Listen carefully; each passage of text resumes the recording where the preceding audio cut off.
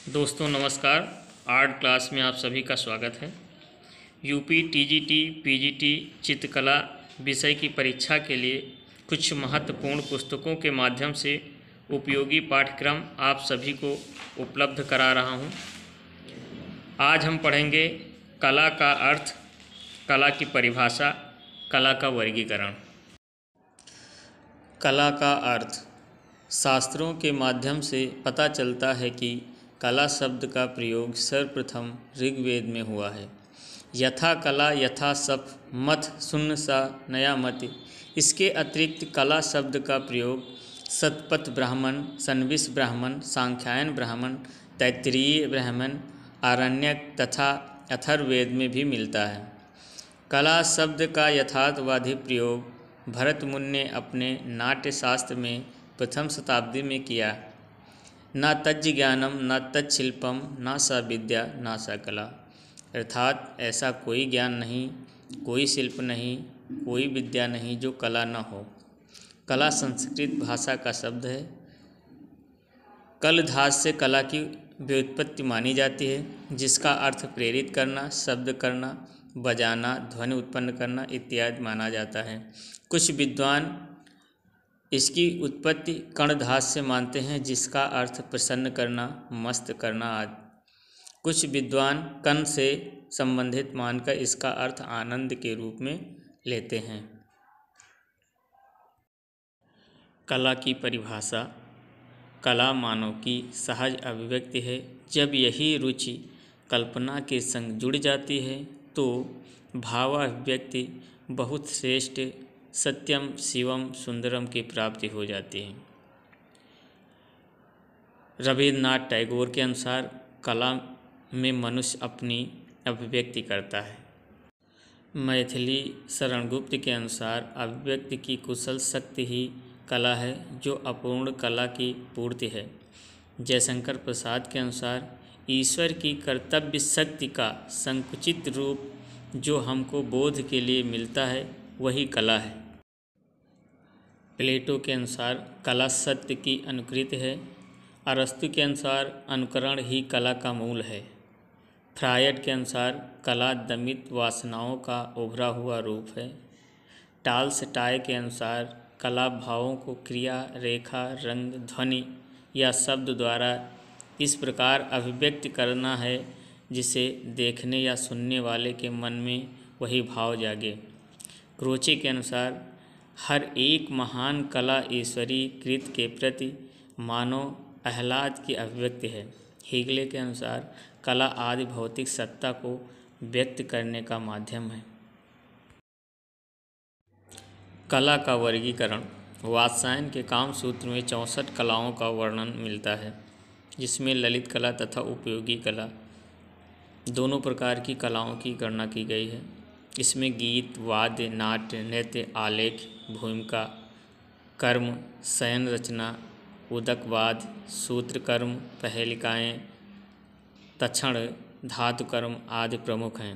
क्षेमेंद्र ने अपनी पुस्तक कला विलास में 64, जनोपयोगी 64, सोनारों 64, वेश्याओं की 10, भेषज कलाएँ 16, कायस्थों की कलाएँ 100, सार कलाएँ तथा 32 अर्थ, धर्म, काम और मोक्ष संबंधी कलाओं का वर्णन किया है।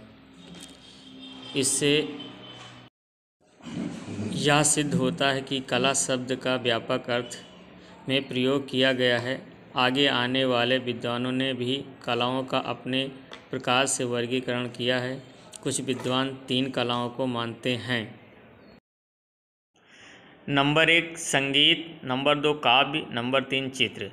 इन विद्वानों का वर्गीकरण इस बात पर निर्भर है कि इन तीनों कलाओं का आधार भाव तथा रस है, और इनमें से भी काव्य को उत्कृष्ट माना है, क्योंकि वे मानते हैं कि रस की सबसे अधिक अभिव्यक्ति काव्य में ही संभव है।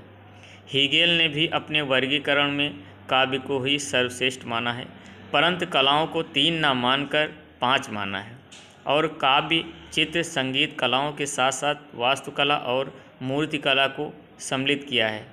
इसमें वास्तुकला को उन्होंने निम्न श्रेणी में रखा है, क्योंकि उनके अनुसार उसमें स्थूलता अधिक है।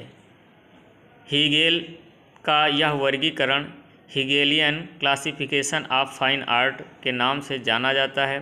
कलाओं की विशिष्टता के अनुसार उन्होंने इसे इस क्रम में नंबर रखा 1 है। काव्य कला, नंबर 2 संगीत कला, नंबर 3 चित्रकला, नंबर 4 मूर्ति कला, नंबर 5 स्थापत्य कला।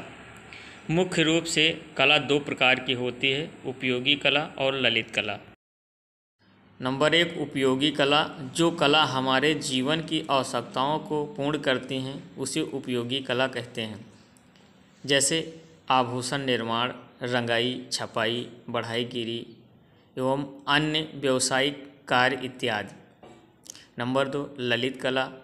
ललित कलाओं का एकमात्र उद्देश्य केवल मानसिक या आत्मिक आनंद प्राप्त करना होता है, जैसे चित्रकला, मूर्तिकला, वास्तुकला, संगीत कला व काव्य कला। ललित कला के दो भेद हैं, रूपप्रद कलाएं और आरूपप्रद कलाएं। रूपप्रद कलाओं के अंतर्गत वे कलाएं आती हैं जिनका चाक्षुष रूप होता है। इन्हें कुछ विद्वानों ने मूर्तिकला भी माना है। आरूपप्रद कलाएं वह कलाएं हैं जिनका रूप चाक्षुष नहीं होता है वरन भाव अनुभव होता है, जैसे संगीत और काव्य कला। उदाहरण तौर पर हम यह समझ सकते हैं, जैसे संगीत कला और काव्य कला, इससे हमको आनंद तो मिलता है लेकिन ये हमें दिखाई नहीं देते हैं, इसलिए इनको आरूपप्रद कलाओं के अंतर्गत रखा गया है। ललित कला के अंतर्गत 5 कलाएँ आती हैं, जिसमें सबसे पहली कला है काव्य कला। इस उत्कृष्ट कला में स्वर तथा व्यंजन दोनों ही प्रयुक्त होते हैं। इसका प्रभाव भी चिरस्थायी होता है। इस कला का आधार शब्द एवं अर्थ है। नंबर 2 संगीत कला। संगीत कला के द्वारा व्यक्ति भाव अत्यधिक सूक्ष्म, स्पष्ट तथा हृदयग्राही होते हैं। इस कला का आधार स्वर तथा नाद है। नंबर 3 चित्रकला। चित्रकला अत्यंत उत्कृष्ट एवं सूक्ष्म कला में रंग, रूप तथा आकार और लंबाई चौड़ाई होती है। यह मनोभावों तथा विचारों को अत्यधिक स्पष्ट करने में सक्षम होती है। इसका आधार रंग एवं ब्रश है। नंबर 4 मूर्तिकला। मूर्तिकला के अंतर्गत किसी वस्तु का रूप, रंग तथा आकार आदि निर्मित किया जाता है। यह कला उत्कृष्ट मनोभावों को व्यक्त करने में सक्षम होती है। इसका आधार पाषाण तथा पत्थर औजार है। नंबर 5 वास्तु या स्थापत्य कला। वास्तुकला के अंतर्गत भवन, चर्च, मंदिर, मस्जिद, बांध तथा पुल का निर्माण किया जाता है। इसका आधार चूना तथा मिट्टी आदि है। दोस्तों, अगर आपको वीडियो पसंद आया हो तो प्लीज़ हमारे YouTube चैनल को लाइक, शेयर, सब्सक्राइब अवश्य करें। और अगली क्लास में हम सब पढ़ेंगे भारतीय कला की प्रमुख विशेषताएं। Thank you.